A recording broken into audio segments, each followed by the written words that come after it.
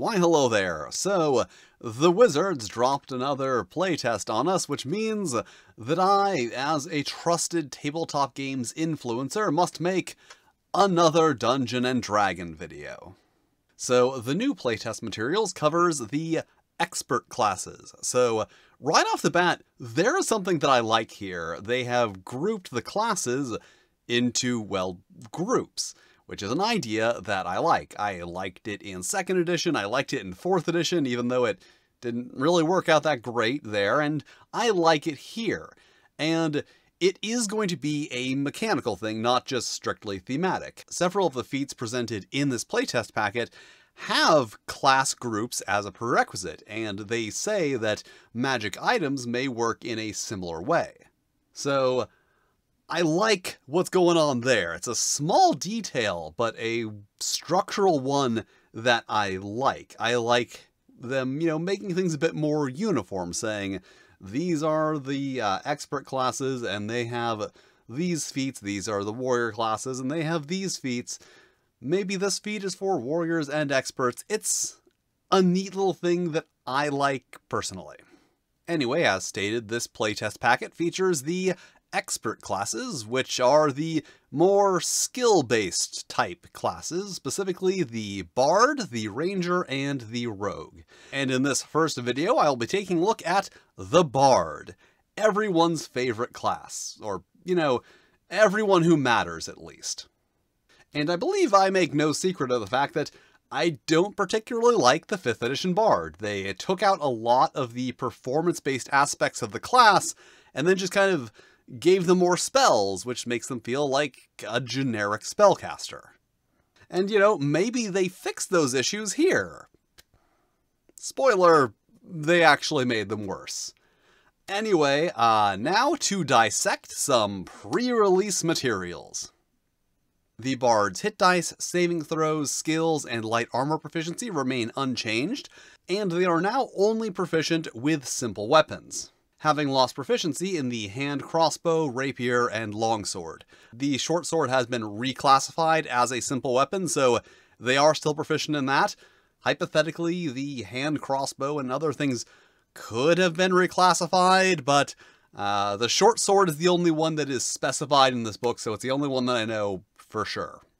And personally, I'm still a little salty about them losing proficiency in the whip. So, obviously, I'm not thrilled about them losing proficiency in the rapier too. The Bard is kind of a weird class, and getting these extra weapon proficiencies really fit in with the Bard's eclectic nature and makes them feel even more distinctive. Or, it did. And you may remember from my previous videos that I was somewhat withholding my opinion on the removal of racial weapon proficiencies until we found out how weapon proficiencies are going to work in, Dungeon and Dragon. And I guess now we know they're going to work the same, but worse, so I can confidently say, bring back racial weapon proficiencies. Now, moving on to first level abilities, Bards retain their near wizard level spellcasting, but it does work a bit differently. Bards now have access to every divination, enchantment, illusion, and transmutation spell from the arcane spell list, which does add some spells and lose some spells, but I'm not going to compare every single item on both lists to determine if it is a net gain or a net loss. And spells known are now gone. Basically, now every day you can prepare your spells, but, not in the bad way. Basically, now you prepare a number of spells per day equal to your spell slots of each level, and then that is your spell list from which you can cast spontaneously. And I'm not really sure how I feel about this one. Honestly, I hate preparing spells, but preparing a spell list that you can then cast from however you want is not nearly as bad as having to prepare each spell individually. Also, having access to, around half of the arcane spell list, it's not going to be, that complicated, but it does feel like while you're looking through the spells, checking for each school, you are going to start asking yourself, wouldn't it just be easier to have a Bard spell list? Anyway, moving on, I don't think I've ever really mentioned this, but I kinda hate Bardic Inspiration. It's not like horrible or anything, but what it is a replacement for Bardic Performance, which was a Bard class feature that I really liked. Like, it was the key feature of the 3rd edition / Pathfinder Bard. So Bardic Inspiration is kind of like the Esri Dax of class features. It's not bad, it's, fine on its own, but it just kind of reminds you of a much better thing that it replaced. Anyway, Bardic Inspiration has been changed a little bit. It is now a reaction to a creature failing a D20 test. I still hate that term. And then the Bardic Inspiration die is added to the roll just as it is in 5th edition. Also can be used as a reaction to a creature taking damage to heal them a number of hit points equal to the Bardic Inspiration die. And I kinda like this. The healing version, isn't spectacular, but it is an acceptable form of, like, emergency healing. And also, changing from a here's a bonus that you might need at some point in the next 10 minutes to a here's a bonus that you can use right now when you need it, seems like it makes the Bardic Inspiration quite a bit more useful. Also, just the whole thing where you hand out a Bardic Inspiration ahead of time always felt really weird to me thematically. So, in my opinion, a better version of Bardic Inspiration. Personally, I would rather have a better version of Bardic Performance, but, I guess we have to take what we can get. Also, the uses are now limited to your proficiency bonus instead of your charisma modifier. And the Font of Inspiration, which recharges that on a short rest instead of a long rest, has been moved from 5th level to 7th. And this is a very depends on how high your charisma modifier is thing, because if you have a +5 charisma modifier, the 5th edition version is much better, because you start with 5 uses per day. Sure, you don't ever get to 6 uses per day, but you start with 5. Whereas if you had a +2, you would start at 2 and stay at 2 unless you increased your charisma, which you probably would do with all of your ability score increases until you got to 5. At the new way, you would start at 2 either way, but then you'd go up to 3 at 5th level, and then 4, 5, and 6. So, it's a hard thing to say which is better. Personally, I would say the new one is a little bit better. I like the features that go up, that you start with 2 and then it goes up to 3, 4, 5, instead of having to start with this really high charisma in order for the ability to be useful. I'm not incredibly fond of any type of abilities or mechanics that really push you to hyper-specialize your character. Like, a character should be fine without a +5 bonus in anything. Jack of all trades has been bumped from 2nd level to 5th, but otherwise remains the same. And expertise has been moved from 3rd and 10th level to 2nd and 9th. It still functions the same, giving you double your proficiency bonus on 2 skills, but that double proficiency bonus is now called expertise. And that's a thing that I'm somewhat conflicted on, because I'm not entirely sure how much that new term needed to be defined, because saying double your proficiency on a skill is not that many more words than saying expertise on a skill. And then also, if you don't know what expertise is, you might need to look that up, like I did in this playtest document. Song of Rest has been replaced with Songs of Restoration, which basically just gives you additional divine spells as special spells that do not use your daily spell preparation slots.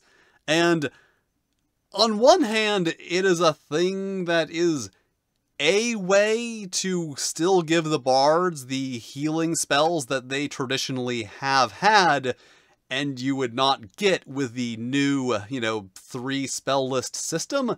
But on the other hand, it gets rid of Song of Rest, which is one of the bard's few remaining performance-based abilities. And it just kind of feels like it is cutting a feature, Song of Rest, as a patch for another cut feature, individual class spell lists. The Bardic colleges are now called subclasses. I don't know if that's a thing they're doing here just for convenience, or if that is an overall change.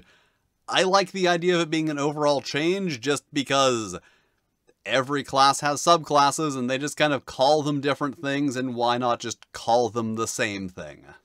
And the subclass now gives a benefit at 10th level in addition to 3rd, 6th, and 14th. The only subclass provided is the College of Lore, so I guess let's go over the College of Lore.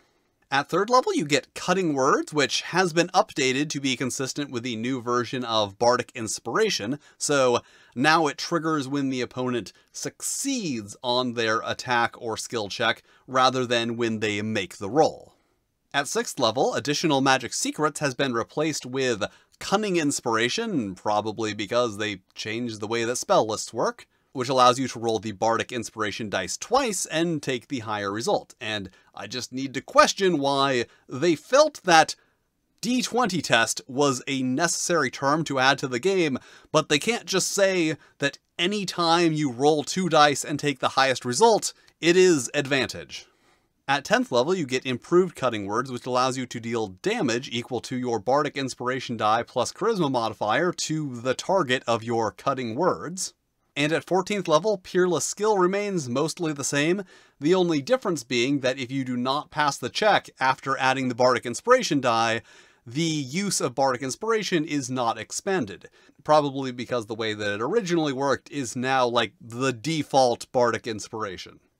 The ability score adjustments at levels 4, 8, 12, 16, and 19 have been replaced with feats, although you could just take the ability score increase feat, so I'm pretty sure that it is basically the same as the alternate feat rules for 5th edition.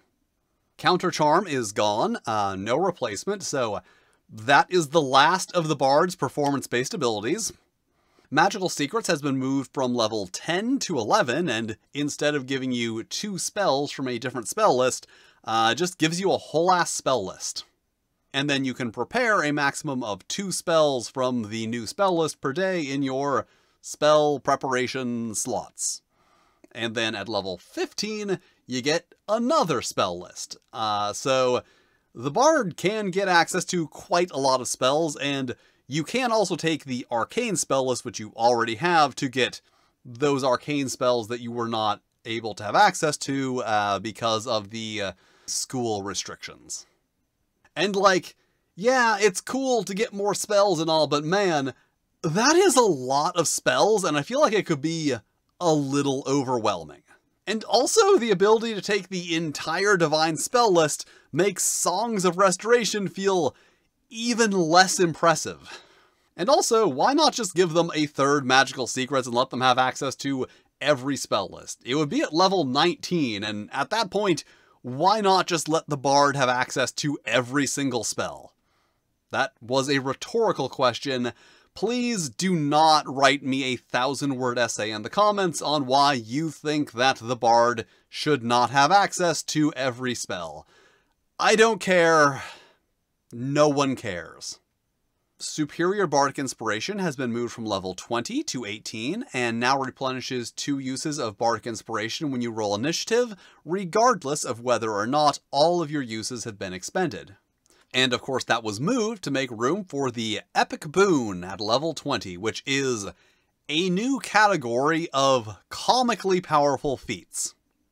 And I will talk more about those when I do the video in which I discuss the feats from this playtest package, but for now I will just mention the Epic Boon, which is suggested for the Bard, which is the Epic Boon of Luck, and allows you to add a D10 to a D20 test.